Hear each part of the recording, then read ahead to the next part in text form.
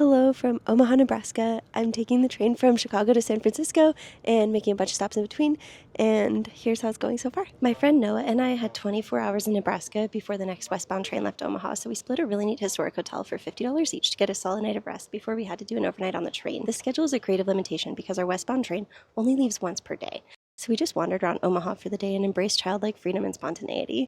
That's another fun thing about going into a trip with no plans or expectations. We didn't have anything on the agenda, so everything we did felt like exactly the right thing to do because we didn't have anywhere else to be. Omaha's public parks and pedestrian bridges blew us away, and we walked for a long time before we had to cross any streets. We liked that the bridge to Iowa is called Bob, and I feel like more bridges should have endearing names. Noah had noticed an oxbow lake on Google Maps and knew they're my favorite landform, so he had us get city bikes so we could check it out. Oxbow lakes happen when a river changes course and leaves behind a sharply curved lake, so this used to be part of the Missouri River until there was a flood in the 1800s. I flipped out when I saw it, and Noah's proactive planning to help me get something on my bingo card is true friendship.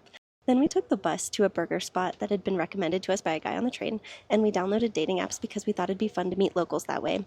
Those went nowhere, but when I got a splinter, I asked my Bumble matches for help, and some said yes. But we ended up just continuing to explore the city on our own. We visited a whimsically cluttered bookstore and got stocked up for a very long leg of the journey that we were facing for the next day. We did some wildly themed putt-putt that again was per the recommendation of a guy we met on the train, and bought some snacks for the journey ahead, then waited around in our hotel lobby until it was time to go to the station. The next leg of the train journey is 16 hours, and tomorrow I'll share all about train lifestyle. Let me know if you have questions. Thanks for following along. The Rail Pass is amazing.